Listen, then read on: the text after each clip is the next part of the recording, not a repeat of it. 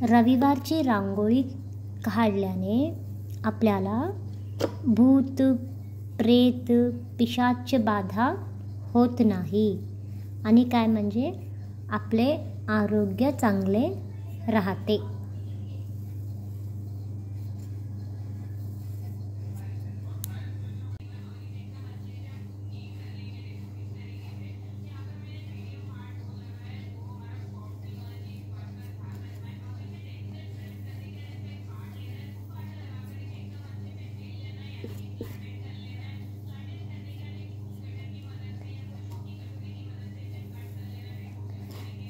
सोमवारच्या रांगोळीने सर्व प्रकारचे विघ्नबाधा दूर होते आणि चंद्रदेवतांचे पूजन केलेले पुण्य आपल्याला लाभते.